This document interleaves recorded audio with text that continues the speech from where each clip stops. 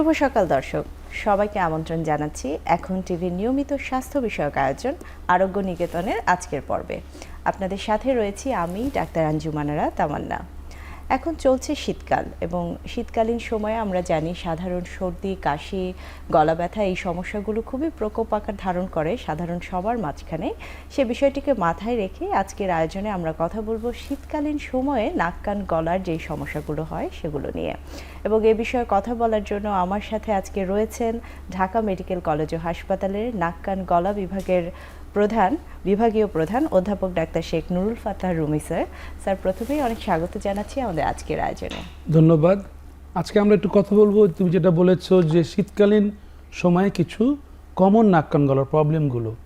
তো শুরুতে যদি আমি বলি, এই শীতকালে কিন্তু রাস্তাঘাটে সব জায়গায় ধুলোবালির পরিমাণটা বেড়ে যাচ্ছে, টেম্পারেচার কমে যাচ্ছে। এই সমস্ত কারণে দেখা যাচ্ছে আমাদের নাকের যে কমন অ্যালার্জি, নাকের সর্দি, এটা বেড়ে যাচ্ছে। তো সেই জন্য আমি সবসময় বলি সবাইকে যে আমরা যতটুকু সম্ভব ধুলোবালি এড়িয়ে চলবো। আমরা ঠান্ডা পানি, ঠান্ডা খাবার, কোল্ড ড্রিঙ্কস এগুলো এড়িয়ে চলবো, তাহলে কিন্তু আমরা ভালো থাকতে পারি। আমরা দেখেছি এই সময় অ্যালার্জিটা বেড়ে যাচ্ছে। অ্যাজ এ হোল পৃথিবীতে অলমোস্ট 20 থেকে 25% পপুলেশনের মধ্যে, জনগণের মধ্যে অ্যালার্জির প্রবলেম রয়েছে। এই অ্যালার্জিগুলো কখন বেড়ে যায়? যখন একটা আমরা বলি অ্যালার্জেন, যেটাকে আমি বলছি একটা বহিরাগত কিছু যদি আমার শরীরে প্রবেশ করে, তাকে আমরা বলি ফরেন বডি। যখন একটা ধুলোর কণা বা একটা ফুলের পরাগ রেণু আমার নাকে প্রবেশ করবে, সেটা হচ্ছে অ্যালার্জেন বা এটা অ্যান্টিজেন। এটার এগেনস্টে আমার শরীরের রোগ প্রতিরোধ ক্ষমতা বা ইমিউনিটি ওরা কাজ করে ওরা প্রতিরোধ তৈরি করবে, অ্যান্টিবডি। অ্যান্টিজেন অ্যান্টিবডি রিয়াকশন হবে, রিয়াকশনের ফলে কিছু রিয়াকশন হলে তখন সেটাকে ওরা ধ্বংস করে দিবে বা সাপ্রেস করে দিবে। এই রিয়াকশনের পর্যায়ে দেখা যাবে কি, নাক দিয়ে পানি আসতে পারে, পাতলা সর্দির মতো পানি আসতে পারে, নাকটা একটু ভিতরে ফুলে গিয়ে নাকটা বন্ধ বন্ধ হতে পারে, হাঁচি আসতে পারে, কাশি আসতে পারে। এই শুরু হলো। তার সাথে একটা ভাইরাস চলে এসে এটাকে আর একটু প্রলম্বিত করলো। ভাইরাস হলো, ভাইরাস বলে আমরা ফ্লু বলছি। বিভিন্ন ভাইরাস আছে, রাইনো ভাইরাস, অ্যাডেনো ভাইরাস ইত্যাদি ভাইরাসগুলো আছে। এখন এর মধ্যে যদি আমাদের শরীর এইটাকে ফাইট করে কাভার আপ করতে পারে, তা ভালো হয়ে যাব আমি 5 দিন 7 দিনের মধ্যে। অনেক সময় দেখা যাচ্ছে কি, যাদের শরীরে বডিতে ইমিউনিটি কম থাকে বা রোগ প্রতিরোধ ক্ষমতা কম থাকে, বিশেষ করে ছোটো বাচ্চা, ডায়াবেটিসের পেশেন্ট বা কোনো ক্যান্সার আক্রান্ত পেশেন্ট, অন্য কোনো ডিজিজে আক্রান্ত পেশেন্ট, তারা একটু কষ্ট পাচ্ছে। অনেক সময় এই ব্যাকটেরিয়ার, এই ভাইরাসের পরে আবার ব্যাকটেরিয়া চলে আসে। আসলে দুষ্টুগুলো একটার পর একটা আসতেই থাকে। একটা অ্যান্টিজেন পরাগরেণু ধুলোবালি আসলো, তারপরে ভাইরাস প্লে করলো, ব্যাকটেরিয়া প্লে করলো। যখন ব্যাকটেরিয়া প্লে করে তখন একটু বেশি হয়ে যায়। তখন আমরা বলছি যে রাইনাইটিস, সাইনোসাইটিস হচ্ছে। এখন যদি নাকের রাইনাইটিস হয়, সাইনোসাইটিস হয়, তাহলে কিন্তু আর একটু বেশি সমস্যাগুলো হয়। যেমন কি হতে পারে, রোগী এসে বলবে যে স্যার আমার তো নাক বন্ধ, একদম নাক বন্ধ হচ্ছে, আমি সাক্ষর নাক চুলকাচ্ছি, নাকে সর্দি হচ্ছে, হাঁচি হচ্ছে, কাশি হচ্ছে। যদি আমি হাঁচি দিচ্ছি, নর্মালি হয়তো 1-2 হাঁচি হয়, কিন্তু যদি অ্যালার্জিক রাইনাইটিস হয়, সেক্ষেত্রে একসাথে 4টা 5টা 6টা 1 টাকার কাশি হতে পারে। এই ধরনের রুগীরা বলে আমাদেরকে যে স্যার আমি ঘুম থেকে উঠেছি, ওঠার পরে দেখি আমার পাশে আমার ওয়াইফ বিছানার কম্বলটা একটু এরকম করে ঝাড়ার পরে দেখি যে আমার সাথে সাথে হাঁচি শুরু হয়ে গেল। এই হাঁচি শুরু হলো, একসাথে 4টা 5টা 6টা হয়ে গেল। এটা এই ধরনের অ্যালার্জি। তারপর অনেক সময় ঘর ঝাড়ু দিচ্ছে, তখনও শুরু হতে পারে। আমি একটু বাইরে গেলাম, আমি রাস্তায় হাঁটছি, পাশে একটা ট্রাক জোরে চলে গেল, সাঁকে ধুলোবালি উঠলো, আমার নাকে আসলো, শরীরে আসলো, শুরু হয়ে গেল হাঁচি। এটা হচ্ছে কমন একটা সিনারিও। এখান থেকে তাদের মধ্যে আবার যে সমস্ত মানুষের নাকের হাড্ডি সমস্যা রয়েছে বা পলিপের সমস্যা রয়েছে, তারা আর একটু বেশি আক্রান্ত হচ্ছে। যেমন যদি আমি নাকে বলি, নাকে একটা কমন প্রবলেম হচ্ছে ডিএনএস, ডেভিয়েটেড ন্যাজাল সেপ্টাম। একটা মানুষ জানেই না যে তার নাকের ভিতরে যে পার্টিশন বা সেপ্টাম সেটা বাঁকা হতে পারে, কারণ সে তো আর নাকটা পরীক্ষা করে না, নর্মালি টেরও পাচ্ছে না। আমরা আসলে যেটা দেখেছি, বিশ্বব্যাপী ডেভিয়েটেড ন্যাজাল সেপ্টামের পরিমাণ অ্যাজ রাফ পার্সেন্টেজ হচ্ছে 60 থেকে 75%। তার মানে প্রায় এতজন মানুষ 100 জনের মধ্যে তাদের নাকের হাড়টি সামান্য বা একটু মডারেট বা একটু বেশি বাঁকা রয়েছে। সে হয়তো জানেই না, ঠান্ডা সর্দি লাগলো তখন এটা একটু সে বুঝতে পারছে, তখন বেড়ে যাচ্ছে, তখন সে ডাক্তারের কাছে আসছে। ডাক্তার সাহেব তাকে দেখবে, নাক কান গলা বিশেষজ্ঞ, ওনাকে দেখবে, পরীক্ষা করে দেখার পরে দেখবে। আমরা বলি যে অ্যান্টিওরাইনোস্কোপি করি। আমরা আজকাল তো সায়েন্স অনেক এগিয়ে গেছে। আগে ছোট্ট একটা টর্চ ফেলে দেখা হতো নাকের ভিতরে, পরবর্তীতে আমরা নাকের মধ্যে আমরা মাথায় আমরা হেডলাইট জ্বালিয়ে দেখছি। এখন তো মনে করো যে আমি আরও আধুনিকভাবে দেখি, আমি একটা এন্ডোস্কোপ দিয়ে নাকে একটু দেখছি, সাথে সাথে মনিটরে আমার সামনে নাকের ছবিটা ভেসে উঠবে, আমিও দেখব, আমার পেশেন্ট দেখবে, রোগীর লোকজন দেখবে, তাদের নাকের মধ্যে এরকম ব্যাপার, রোগীর খুব অভিভূত হয়ে যায়, চিত্রটা বুঝতে পারে।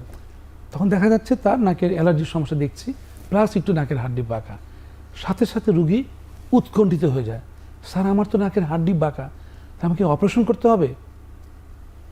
আমার বক্তব্য একদম clear cut, most of cases, বেশিরভাগ ক্ষেত্রেই কিন্তু নাকের হাড্ডি বা ডিএনএস থাকলে অপারেশনের প্রয়োজন পড়ছে না। কারণ আমি প্রথমেই বলেছিলাম যে 60 থেকে 75% পপুলেশন নাকের হাড্ডি বাঁকা রয়েছে। এদের বেশিরভাগই তারা টেরই পায় না। অর্থাৎ যদি নাকের হাড্ডি বাঁকা থাকে বা ডিএনএস থাকে, তাদের মধ্যে অনেকের কোনো সমস্যাই হয় না, কোনো সিমটম বা উপসর্গ হয় না। সুতরাং নো সিমটম, অর্থাৎ কোনো উপসর্গ নেই, নো ট্রিটমেন্ট অ্যাট অল, কিচ্ছু লাগবে না। মাঝে মাঝে একটু যদি প্রবলেম হয় তখন কিছু মেডিকেল ট্রিটমেন্ট দেবো, আর খুব অল্প ক্ষেত্রে আমরা সার্জিক্যাল প্রসিডিউরে যেতে হবে। এটা খুবই একটা জানার বিষয় স্যার আজকে বললেন, এই ডিএনএস বা নাকের হাড্ডি বাঁকার কথা। অনেকেই কিন্তু ভাবেন যে বাঁকা হাড্ডি মানেই আমাকে অপারেশন করে দিতে হবে, কিন্তু এটা এই যে স্যার আপনি একটি কথা বললেন যে 60 to 70%-এরই আসলে অপারেশন লাগে না, হ্যাঁ, যদি সিমটম না থাকে, যদি রোগীর কষ্ট না হয়। স্যার এই যে আপনি সাথে কিন্তু পলিপের কথা বলছিলেন একটু আগে, এবং পলিপ নিয়ে নানা মানুষের নানা চিন্তা, এবং বলছে যে নাক খুললেই আমি মাংস ফুলা দেখতে পাচ্ছি, আমার বোধহয় পলিপ রয়েছে। এবং আমি নিজেও এমন অনেক রোগী পেয়েছি যারা বিভিন্ন ভ্রান্ত চিকিৎসা করে লোকাল ট্রিটমেন্ট করে আসছে এবং আরো খারাপ অবস্থা হয়েছে। একটু পলিপ নিয়ে জানবো স্যার আপনার কাছে। এক্স্যাক্টলি। তাহলে যদি আমি সিম্পলি বলি, যদি নাকের হাড্ডি একদিকে বাঁকা হয় তাহলে একটা সাইডটা একটু বেশি, জায়গাটা স্পেস হয়ে গেল, একটু বেশি বড় বড় হয়ে গেল। তা আমাদের নাকের কাজটা কি? নাকের প্রধান কাজ হচ্ছে এয়ার কন্ডিশনিং। ব্যাপারটা এরকম, এই যে আমি যে রয়েছি, আমার শরীর, আমার বডিতে আমি অক্সিজেন নিচ্ছি, এখান থেকে নাকের মধ্যে দিয়ে বাতাসটা গিয়ে লাংসে গিয়ে সেই বাতাসটা ওখানে একটা এক্সচেঞ্জ হচ্ছে, অক্সিজেন যাচ্ছে লাংসের মধ্যে দিয়ে ব্লাডে, আর আমি নিঃশ্বাস ছেড়ে দেবো, কার্বন ডাইঅক্সাইড বেড়ে যাবে। এই যে চেঞ্জ হচ্ছে লাংসে গিয়ে, তা আমাদের বডি টেম্পারেচার আছে একটা কোর টেম্পারেচার 98 ধরলাম, কিন্তু বাইরে ঠান্ডা পড়েছে। আজকে যশোরে হয়তো 7 ডিগ্রি, এই 7 ডিগ্রি সেলসিয়াসে বাতাস যখন নাকে যাবে, সেটা যখন লাংসে যাবে, লাংসের যেখানে বাতাস চেঞ্জ হবে, গ্যাসিয়াস এক্সচেঞ্জ, সে কিন্তু পারবে না। তাকে করতে হবে এটা বাড়তে হবে টেম্পারেচারটা, বডি টেম্পারেচার নিয়ে আসতে হবে। তাহলে এই ঠান্ডা বাতাসকে আমি আস্তে আস্তে গরম করবো, এটা কে করবে? নাক থেকে করবে। একে হচ্ছে এয়ার কন্ডিশনিং। একইভাবে যদি আমি মরুভূমির দেশে যাই, যেখানে টেম্পারেচার বেশি, অনেক বেশি, 30, 34, 40 গরম, এই গরম বাতাসটাও কিন্তু লাংস সহ্য করতে পারবে না, সেটাকে আবার কুল করতে হবে, ঠান্ডা করতে হবে। তাহলে এই যে আমরা বলছি যে আমাদের লাংসে বাতাস গ্যাস এক্সচেঞ্জ হচ্ছে, অক্সিজেন যাচ্ছে, কার্বন ডাইঅক্সাইড বের হয়ে যাচ্ছে, ওখানে কিন্তু অপটিমাম টেম্পারেচার রয়েছে। এখন যদি আমি বাইরে থেকে ঠান্ডা আবহাওয়া, আমি রাশিয়াতে গিয়েছি -7, 10, এই ঠান্ডা বাতাস যখন আমি নাক দিয়ে ঢুকে লাংসে যাবে, সেখানে কার্যকারিতা থাকবে না। সেই ঠান্ডা বাতাসকে ওটা আস্তে আস্তে গরম করে লাংসে পাঠাবে, এয়ার কন্ডিশনিং।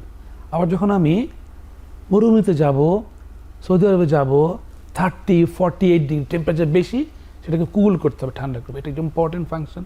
এই ফাংশন করার জন্যে নাকের এখানে যে টার্বিনেট আস্তে আস্তে ফুলে যায়। এই যে ফুলে যায় এটাকে আমরা বলছি হাইপারট্রফি ইনফেরিয়র টার্বিনেট, HIT। এটা কি সাধারণ লোকজন বা গ্রামের সকল পল্লী চিকিৎসক বলবে, আরে এটা তো নাকে মাংস ফুলে গেছে, পোলিও, পলিপ, পলিপাস, পিনাস, আসুন কাটুন, dash herbal. Never do that. তারা করে কি, এই ধরনের ফোলা দেখলেই ওখানে ওরা এক ধরনের অ্যাসিড ওটাকে পুড়িয়ে ছোট করতে চায়। এটা করলে আরও ক্ষতি হতে পারে। তখন নাকের ভিতরে ওটার সাথে লেগে গিয়ে সাইনিকিয়া হতে পারে, নাকের পর্দা ফুটো হতে পারে।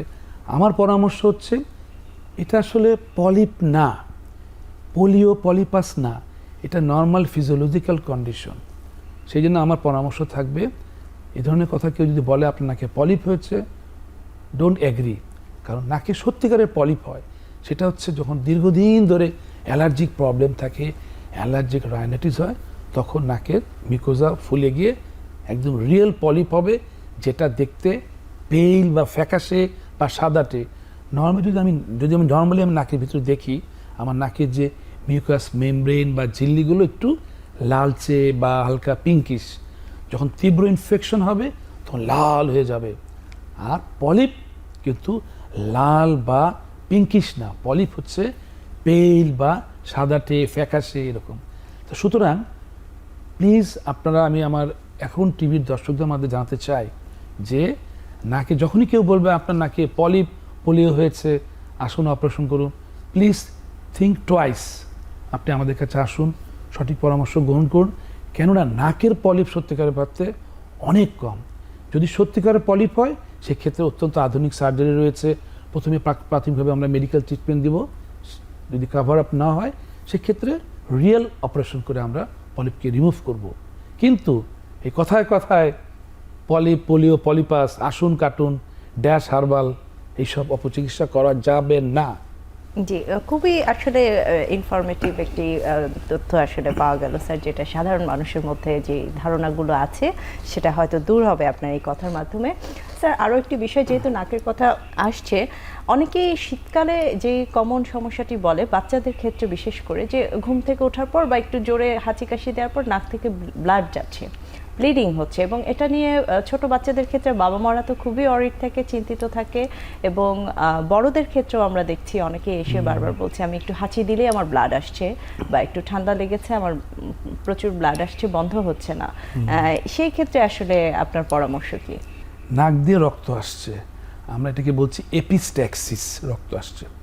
এখন নাক দিয়ে রক্ত পড়ার যে বিভিন্ন কারণ যদি আমরা চিন্তা করি, বেশিরভাগ ক্ষেত্রেই দেখা গেছে যে নাক দিয়ে কোনো কারণ ছাড়াই রক্ত আসতে পারে। এটা একটা ইম্পর্টেন্ট ফ্যাক্টর।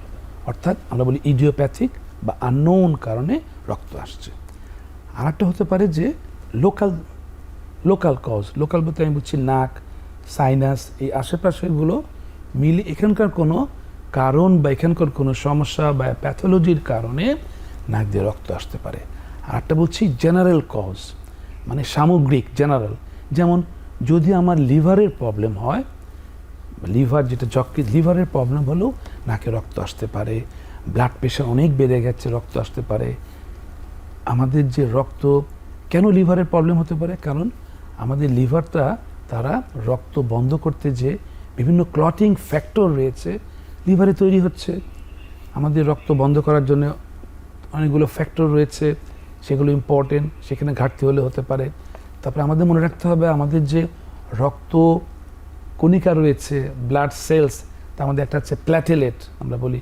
এখন তো আমাদের সবাই প্ল্যাটিলেট নিয়ে অনেক কিছু ভাবে, যেহেতু আমরা দেখেছি ডেঙ্গুতে প্ল্যাটেলেট কমে যাচ্ছে, সবাই উৎকণ্ঠিত হচ্ছি, আমরা বাইরে থেকে তাকে আমরা প্ল্যাটেলেট দিচ্ছি। যদি কোনো কারণে প্ল্যাটেলেট সমস্যা হয়, কমে যায়, বা প্ল্যাটেলেটের যদি কোয়ালিটি নষ্ট হয় তাহলেও রক্তপাত হতে পারে। তারপরে যে আমাদের ব্লাড ভেসেলের যে ওয়াল, রক্তনালীর যে গাঁথ বা ওয়াল, সেখানে প্রবলেম হলেও হতে পারে। তেমনিভাবে এটা হচ্ছে জেনারেল কজ।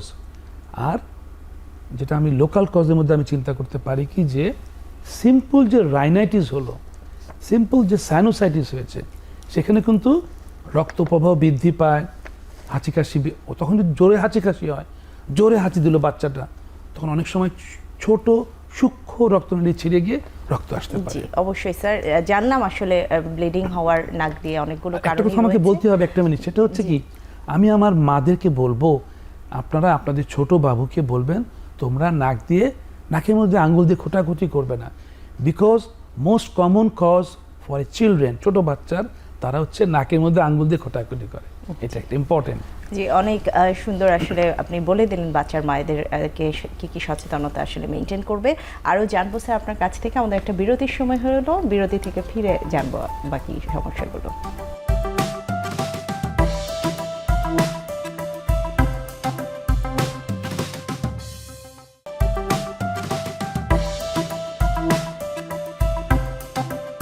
স্যার বিরতি থেকে আবার ফিরলাম, একটু জানতে চাচ্ছি নাকের তো অনেকগুলো সমস্যার কথা আপনি বললেন, একটু গলার দিকে যেতে চাচ্ছি, এবং মোস্ট কমনলি আমি বলবো গলা ব্যথা। এই ঠান্ডায় আমার মনে হয় সবচেয়ে বেশি রোগী আপনাদের কাছে আসে স্যার গলা ব্যথা, এবং গলা ব্যথার সাথে টনসিলের একটা সম্পর্ক আমরা সবাই জানি। একটু শুনবো আসলে টনসিল গলা ব্যথার সম্পর্ক এবং কি করণীয় এই ঠান্ডা বা শীতকালীন সময়ে। একদম মানে এক্স্যাক্টলি, এই যে শীতকালে প্রচণ্ড ঠান্ডা হয়ে যাচ্ছে, আমরা ভোরে যখন উজু করছি ঠান্ডা পানি দিয়ে উজু করছি, গোসল করছি, বা অন্য সময় এই ঠান্ডাগুলো গেলে গলার মধ্যে গেলে অনেক সময় দেখা যায় গলার মধ্যে উসকুস করছে। গলার পিছনে দিকে যে দেয়ালটা রয়েছে আমরা বলি ফ্যারিংস, সেখানে ফ্যারিনজাইটিস হচ্ছে। আর যদি আমি হাঁ করি তাহলে ভিতরে দুই পাশে দেখা যাচ্ছে গোল গোল টনসিল। সবাই আজকাল এটা জানে, টনসিল সবাই জানে। এবং ফ্যারিংস বা যেটা আমাদের দেয়ালে রয়েছে পিছন দিকে, সেখানে প্রদাহ বা ইনফ্লামেশন শুরু হচ্ছে, এটা হচ্ছে ফ্যারিনজাইটিস। একইভাবে টনসিলে প্রদাহ শুরু হলে tonsillitis. It is very common, because ছোট বাচ্চারা যখন তখন ফ্রিজ খুলে তারা ঠান্ডা পানি খাবে, ঠান্ডা ice cream, cold drinks, very favourite to them, তারা এগুলো খাচ্ছে। আমরা সবসময় বাচ্চাদেরকে মানা করছি যে বাবু তোমরা এই সমস্ত অতিরিক্ত ঠান্ডা পানি, কোল্ড ড্রিঙ্কস এগুলো খাবে না, যেমন এসব খেলে তোমার গলার মধ্যে এই ধরনের টনসিলাইটিস, ফ্যারিনজাইটিস হবে। এখন বহুল প্রচলিত শব্দ হচ্ছে কথায় কথায় টনসিলেক্টমি অপারেশন, টনসিল অপারেশন করবো কিনা। আমি প্রথমেই বলতে চাই আসলে যদি শুধু ফ্যারিনজাইটিস বা টনসিলাইটিস হয় তাহলে আমি আমার রোগীদেরকে পরামর্শ দিই যে ঠান্ডা খাবার, ঠান্ডা পানীয় এসব বন্ধ করতে হবে। গরম পানি, কিচ্ছু না থাকলে কুসুম গরম পানি লবণ মিশিয়ে একটু গড়গড়া করতে হবে সুন্দর করে 3 বেলা, সাথে হয়তো একটা অ্যালার্জি সিম্পল ওষুধ, অ্যান্টিহিস্টামিন বা কোনো একটা মন্টিলুকাস গ্রুপের কোনো ওষুধ বা ফেক্সোমিনানিন একটা করে খাবে ডেইলি, তাহলে কিন্তু হয়ে যায়। হ্যাঁ, আর যদি আর একটু বেশি গলা ব্যথা হচ্ছে, আর একটু বেশি হচ্ছে এবং টেম্পারেচার, ফিভার, জ্বর আসছে, তাহলে বুঝতে হবে ইনফ্লামেশনটা কাজ করছে। সাধারণত এইসব ক্ষেত্রে প্রথমে শুরু হয় একটা ভাইরাস দিয়ে, পরে সেখানে ব্যাকটেরিয়াগুলো চলে আসে। তার মধ্যে ইম্পর্টেন্ট ব্যাকটেরিয়া হচ্ছে স্টেপটোকক্কাস ব্যাকটেরিয়া। এখন যদি এরকম টনসিলের প্রবলেম হয়ে যায়, আমরা গলাটা চেক করি, আসলে দেখি যে টনসিলের মধ্যে সাদা সাদা কেমন দেখা যাচ্ছে, টনসিল লাল হয়ে গেছে, তখন আমরা অনেক সময় তাকে অ্যান্টিবায়োটিক দিব। যদি আমরা একটু সুন্দর ভালো অ্যান্টিবায়োটিক 1 কোর্স খাই তাহলে মোটামুটি এগুলো কমে আসবে, প্রবলেমটা সলভ হবে। এখন মাঝে মাঝেই হতে পারে, সেক্ষেত্রে আমরা মাঝে মাঝেই তাকে ওষুধ দিচ্ছি, অ্যান্টিবায়োটিক দিচ্ছি, কিন্তু ঠাস করে প্রথমে অপারেশনের প্রয়োজন নেই। বেশিরভাগ ক্ষেত্রে, আমি আবার বলছি, বেশিরভাগ ক্ষেত্রেই অপারেশনের প্রয়োজন পড়ছে না। কিন্তু কেন জানি সবাই ভয় পাচ্ছে, কিছু হলেই টনসিলের অপারেশন করো। আর কীভাবে যেন আমি দেখেছি আজকাল কিছু ইয়াং ছেলে মেয়ে আমাদের কাছে আসে, ওরা করে কি, গুগল আছে, গুগলে একটু দেখে, একটু পড়ে, তো গুগলে তো অনেক কিছুই লেখা থাকে, সবার লাস্টে লেখা থাকে টনসিলে এমনকি ক্যান্সারও হতে পারে। ওই লাস্টের কথা তাদের মাথায় ঢুকে যায়, স্যার আমার কি গলায় ক্যান্সার হবে টনসিল থেকে? বাবারে, রাস্তাঘাটে তো অনেক কিছুই হতে পারে, আমি আজকে বাসায় যাব, রাস্তায় আমার গাড়ি অ্যাক্সিডেন্ট করতে পারে। টনসিল থেকে অনেক কিছু হতে পারে, ইউজুয়ালি এত কিছু হয় না। সামান্য সতর্ক থাকলেই ঠান্ডা অ্যাভয়েড করে টনসিলটা ভালো হয়ে যাবে। কথা টনসিলের অপারেশন প্রয়োজন নাই, তবে কিছু কিছু ক্ষেত্রে অবশ্যই করতে হবে। যখন টনসিলটি অনেক বড় হয়ে যায়, ছোট বাচ্চা বা বড় মানুষের খেতে কষ্ট হয়, অর্থাৎ hugely enlarge tonsil causing mechanical problem, খেতে কষ্ট হচ্ছে, হ্যাঁ, সেক্ষেত্রে করতে পারি। আর ইম্পর্টেন্ট কারণ হচ্ছে যে যখন দীর্ঘস্থায়ী ক্রনিক টনসিল হয়, বারবার হচ্ছে, সেখানে অনেকগুলো ব্যাকটেরিয়া রয়েছে, তার মধ্যে একটা হচ্ছে দুষ্টু স্টেপটোকক্কাস, সেটা রক্তের মধ্যে ছড়িয়ে যায়, গিয়ে করে কি আমাদের জয়েন্টসগুলোতে যায়, হার্টে যায়, সেক্ষেত্রে ওরা তৈরি করে হচ্ছে যে রিউম্যাটিক ফিভার বা বাত জ্বর, সেক্ষেত্রে অনেক সময় আমাদের অপারেশন লাগতে পারে বা কিডনির প্রবলেম করে। তো আমার পরামর্শ থাকবে একটাই, যে আপনারা সঠিকভাবে নাক কান গলা ডাক্তারকে দেখাবেন, অপচিকিৎসা নেবেন না। বেশিরভাগ ক্ষেত্রে টনসিলগুলো কন্ট্রোল হয়ে যায়, অপারেশন লাগে না। তার মানে আসলে একদম সিভিয়ার কন্ডিশন, স্যার যেটা বলছিলেন যে সিভিয়ার কন্ডিশন বা টনসিল যদি অনেক বড় হয়ে হ্যাঁ, যায় এবং হ্যাঁ। ইনফেকশনটা ছড়িয়ে পড়ার সম্ভাবনা থাকে, সেক্ষেত্রে আপনারা আসলে অপারেশনের জন্য Exactly, পরামর্শ exactly. দিয়ে থাকেন। স্যার যেহেতু গলা ব্যথার কথা বলছি, অনেকের ক্ষেত্রে হয় যে গলা ব্যথা হচ্ছে না কিন্তু তার স্বরটা ভেঙে যাচ্ছে, Right. গলাটা ভেঙে যাচ্ছে। এই রোগীগুলোও কিন্তু শীতকালীন সময় আসছে যে Yes, হ্যাঁ। আমার গলা ব্যথা নেই, আমার সর্দিও নেই, কিন্তু হ্যাঁ। আমার গলা ভেঙে গেছে, আমি কথা Right. বলতে পারছি না, ভয়েস আসছে না আমার। ভয়েস দিয়ে যেহেতু এখানে আমাদের হ্যাঁ, কাজ হ্যাঁ। করতে হয়, এই বিষয়টা আপনার Right. কাছ থেকে আজকে আমিও জানতে চাইবো, এইরকম কেন হয় আসলে, ভয়েসটা কেন চেঞ্জ? আমাদের গলার মাঝখানে এখানে রয়েছে ল্যারিংস বা স্বর যন্ত্র, কোনো ষড়যন্ত্র না, স্বরের যন্ত্র, অর্থাৎ যেখানে ভয়েস প্রোডাকশন হচ্ছে, ভয়েস বক্স ল্যারিংস, সেখান থেকে সাউন্ড হচ্ছে। তার মধ্যে স্পেসিফিক্যালি ভোকাল কর্ড রয়েছে। ভোকাল কর্ডটা থাকে এরকম, দুটো ভাইব্রেট করে, নড়ে আর সাউন্ড তৈরি হয়। এইখানে দেখা যাচ্ছে কি, যে কোনো কারণে যদি ঠান্ডার মধ্যে, তো এই সমস্ত ঠান্ডা সর্দি লেগেই যাচ্ছে, ভাইরাস ব্যাকটেরিয়া প্রকোপ বেড়ে যায়, ফলে সহজেই ল্যারিনজাইটিস হয়, অর্থাৎ ভোকাল কর্ডে বা ল্যারিংসে প্রদাহ হয়, ল্যারিনজাইটিস হলেই কিন্তু আমাদের ভয়েস একটু চেঞ্জ হবে, একটু মোটা হয়ে যাবে, রাফ হয়ে যাবে। তা বিভিন্ন কারণে ভয়েস চেঞ্জ হতে পারে। এটা ভেরি কমন হচ্ছে ল্যারিনজাইটিস, যেটা আমাদের এই সমস্ত ব্যাকটেরিয়া ভাইরাস দিয়ে হচ্ছে। তারপর আমি বলবো কাদের এটা বেশি হবে। এখন যারা আমরা বেশি বেশি কথা বলছি এবং ফল্টি টেকনিকে, উচ্চস্বরে, অর্থাৎ যারা বেশি বেশি ভয়েস থেকে ভোকাল অ্যাবিউজ, মানে অতিরিক্ত অ্যাবিউজ হচ্ছে। যেমন একটা উদাহরণ দিই, আমি অনেকেই দেখি যখন আমরা কথা বলছি, আমি তো কথা বলছি লাউড স্পিকারে, কথা যখন আমার সাথে 5 জন লোক আছে, আমি কথা বলছি এইভাবে, যদি 15 জন লোকে আর একটু জোরে বলতে হবে। এখন সিস্টেম কি হয়েছে, যে আমার সামনে একটা কি বলে মাউস স্পিকার থাকবে, স্পিকারতে মাইক্রোফোন থাকবে, সবাই যদি আমি আস্তে আস্তে কথা বলি, সে কিন্তু শুনতে পাবে। কিন্তু আমরা দেখি কি, মাঠে ময়দানে, পথে ঘাটে, যখন কেউ মাইকে কথা বলে, কেন জানি উচ্চস্বরে কথা বলে। সে বুঝতে পারছে না এত উচ্চস্বরে কথা বলার দরকার নাই, বিকজ ইউ হ্যাভ স্পিকার, সবাই শুনতে পাচ্ছে, তারপরে খুব জোরে জোরে কথা বলছে। তো যখনই সে জোরে জোরে কথা বলে, তখন কিন্তু ভোকাল কর্ডে প্রেশার পড়ে। তো যেই মানুষটি সবসময় উচ্চস্বরে চেঁচামেচি করে, তাদেরই কিন্তু ভোকাল কর্ডে কিছু প্রবলেম, কিছু স্পেসিফিক প্রবলেম, যেমন ল্যারিনজাইটিস থেকে ক্রনিক ল্যারিনজাইটিস, ভোকাল কর্ডে নোডিউল বা পলিপ। কে সেই ব্যক্তি? আল্লাহ মাফ করুক, একজন ফেরিওয়ালা, হকার, ফকির চিৎকার করছে, যে খুব জোরে জোরে গান করে, হাই ভয়েসে গান করছে, পলিটিশিয়ানস, বক্তা, তাদের হচ্ছে। ইভেন যারা আমরা টিচার, আমরা অনেক রুগী দেখছি, কথা বলছি, আমাদেরও হতে পারে। তা আমাদের এখানে পরামর্শ হবে যে ভোকাল কর্ডকে স্বাস্থ্যবিধি আনতে হবে। ভোকাল হাইজিন, স্বাস্থ্যবিধি, ভোকাল হাইজিন, সেটা কি? সেটা হচ্ছে আমি জোরে জোরে কথা বলবো না, ভদ্র শান্তভাবে কথা বলবো, কথা বলার সময় গ্যাপ স্পেস দিয়ে বলবো। যদি আমি 1 মিনিটে 1 মিনিটে আমি যদি শব্দগুলো বলি, 40টা শব্দ বলি, তাহলে এখানে আমার ভোকাল কর্ডে ভয়েসে প্রেশার পড়বে। কিন্তু আমি যদি 1 মিনিটে যদি আমি 20টা শব্দ উচ্চারণ করি, তাহলে আমার গ্যাপ দিয়ে সাউন্ডগুলো হবে, আমার তাহলে ভোকাল কর্ডে কম প্রেশার পড়বে। 2 নম্বর কথা হচ্ছে যে আমি যদি গলা সবসময় ড্রাই হয়ে যায়, তাহলে কিন্তু গলায় প্রবলেম হবে। দ্যাটস ওয়াই আমি যারা এই যে ভয়েস চেঞ্জ হয়েছে, এই রোগীদেরকে বলবো আপনারা জোরে কথা বলবেন না, আপনারা গলা শুকনো রাখবেন না, সেই জন্য আপনারা কিছুক্ষণ পর পর পরিমিত পানি পান করুন, তাহলে গলাটা ভেজা থাকবে, ড্রাই হবে না। এবং আরেকটা কথা বলি, আমরা যখন আমাদের সবারই কম বেশি গ্যাস্ট্রিকের প্রবলেম হয়, আমরা বলি যে গ্যাস্ট্রিকটা অ্যাসিডটা উপর দিকে চলে আসে, রিফ্লাক্স বলি, জিআরডি।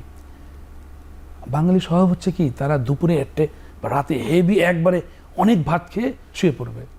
তো যখনই কেউ ভাত বেশি খাবে, গ্যাস্ট্রিক অ্যাক্টিভিটি বেড়ে যাবে, আর যে ঠাস করে শুয়ে পড়ে, তাহলে কী হবে, এই গ্যাস্ট্রিকগুলো উপর দিকে চলে আসবে, আর হচ্ছে রিফ্লাক্স। এই রিফ্লাক্স একটা factor for the vocal cord problem. এসব আছে। আর তার মধ্যে আরেকটা ইম্পর্টেন্ট, স্মোকিং। আল্লাহর ওয়াস্তে স্মোকিংটা বন্ধ করতে হবে, কারণ স্মোকিং হচ্ছে সবচেয়ে একটি ইম্পর্টেন্ট শত্রু। আরটা রয়েছে অ্যালকোহল। অ্যালকোহলটা কিন্তু আস্তে আস্তে বাড়ছে আমাদের সমাজে, অ্যালার্মিং। তাহলে সবাইকে আমি বলবো এই সিম্পল ভয়েস চেঞ্জ থেকে কিন্তু খুব খারাপ অসুখ, কণ্ঠনালীর ক্যান্সারের দিকে চলে যাবে। জি অবশ্যই, এবং এই বিষয়টা নিয়েও আপনার কাছে জানবো স্যার। আমাদের আরও একটি বিরতির সময় হয়ে গেছে, বিরতির পরে আসছি আপনার কাছে।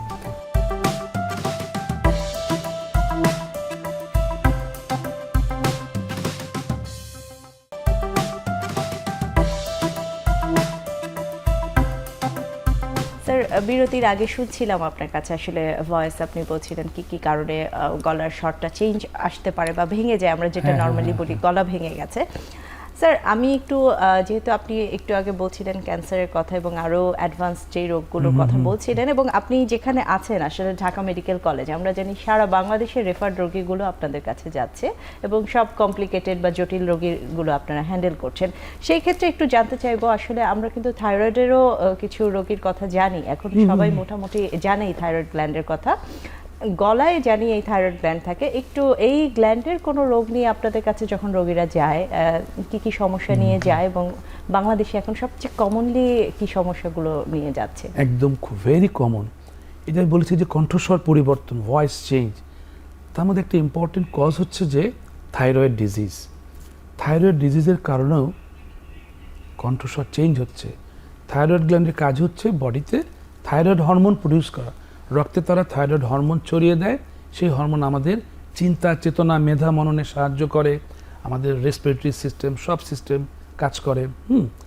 একটা পর্যায়ে যদি হরমোনগুলো কমে যায়, আমরা বলি হাইপোথাইরয়েড। থাইরয়েড হরমোন কমে গেলে হাইপোথাইরয়েড হয়। হাইপোথাইরয়েড থাকলে অনেক সময় ভয়েস চেঞ্জ হয়, এটা ভেরি ইম্পর্টেন্ট। আরটা বলি যে আমরা একটু বুদ্ধিশুদ্ধি কমে যায় থাইরয়েড হরমোন। বিশেষ করে এখন কিন্তু সারা বিশ্বের মতো বাংলাদেশেও মা যখন ডেলিভারি হয় বা মা যখন গর্ভবতী হয়, তখন তাকে থাইরয়েড হরমোন চেক করে রাখতে হয়। এবং ডেলিভারির পরে সাধারণত বাচ্চাদেরকেও অনেক সময় আমরা থাইরয়েড হরমোন স্ক্রিনিং করে রাখি, কারণ বাচ্চার যদি থাইরয়েড হরমোন কম থাকে, সে যখন বড় হবে আস্তে আস্তে বুদ্ধিশুদ্ধি কম হবে, বোকা বোকা হয়ে যাবে, এটা একটা ইম্পর্টেন্ট। আর বড়দের ক্ষেত্রে কি, আমাদের গলার সামনে এখানে একটা ছোট গ্ল্যান্ড রয়েছে, এন্ডোক্রাইন গ্ল্যান্ড, আর বলি থাইরয়েড, সবারই রয়েছে 20 থেকে 25 গ্রাম। এইটা মাঝে মাঝে বড় হয়ে যায়। কেন হয়? বিভিন্ন কারণ থাকতে পারে। তখন একটা ইম্পর্টেন্ট কজ হচ্ছে আয়োডিন ডেফিসিয়েন্সি, আয়োডিনের ঘাটতি।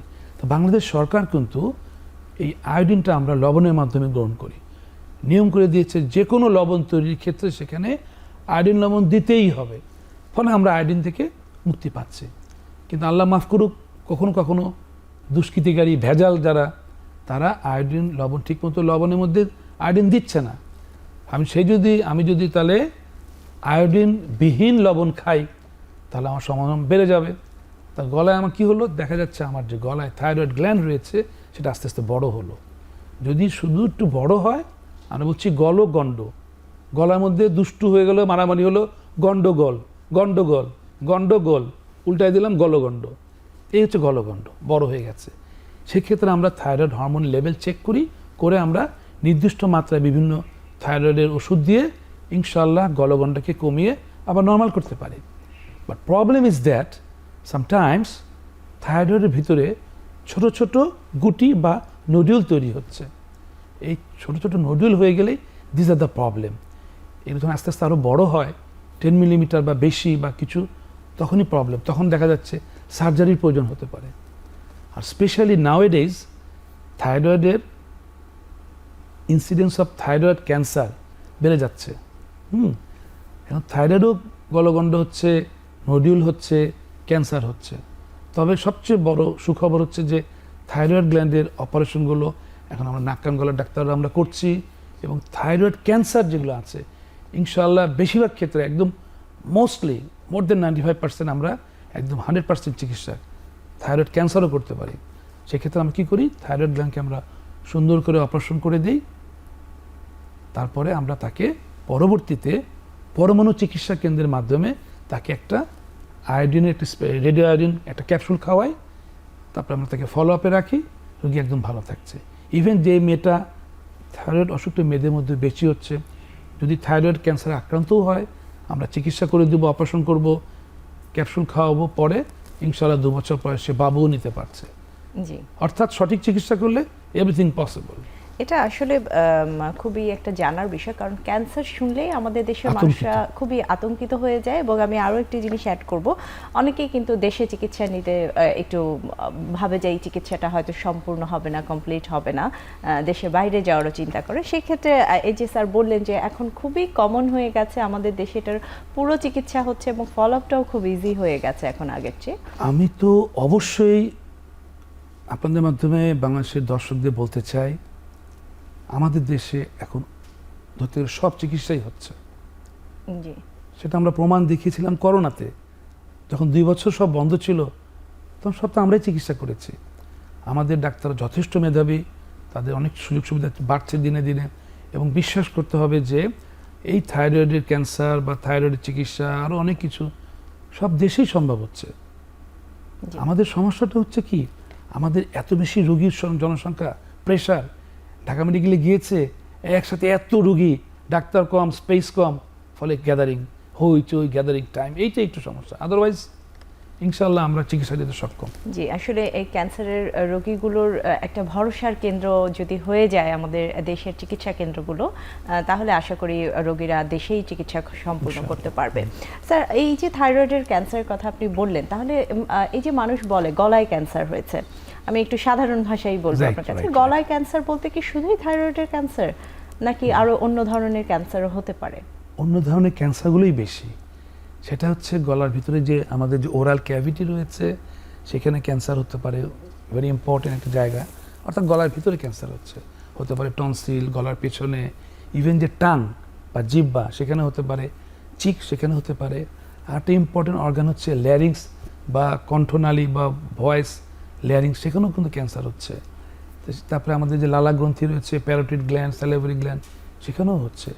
আমার কথা যে ওরাল ক্যান্সার অনেক বেড়ে গেছে, কারণটা কি, আমাদের জনগণের সচেতনতার অভাব।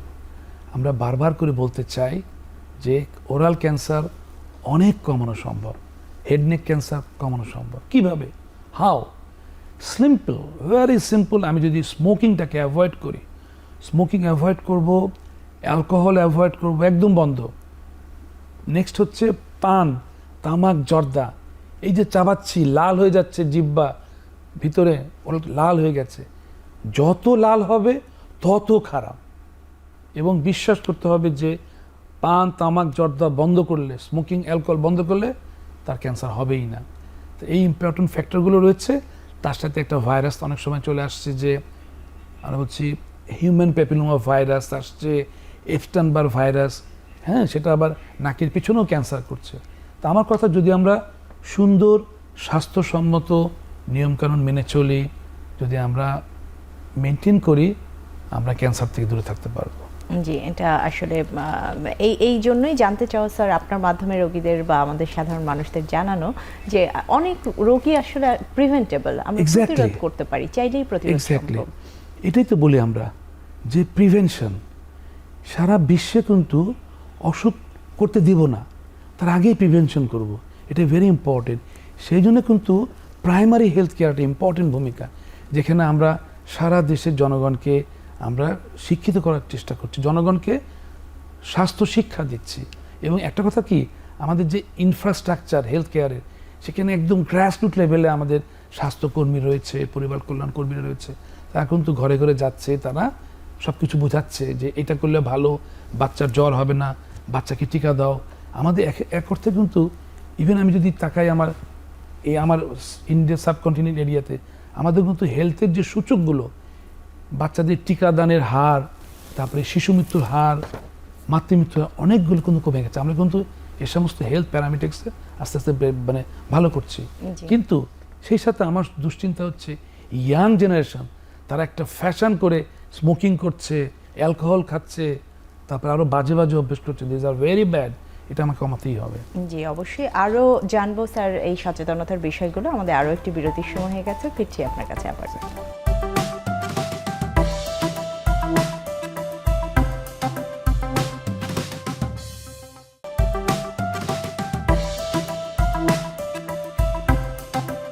ডাক্তার বিরতির আগে শুনছিলাম আপনার কাছে বিভিন্ন সচেতনতার কথা, কিভাবে আমরা ক্যান্সারগুলো প্রিভেন্ট করতে পারি।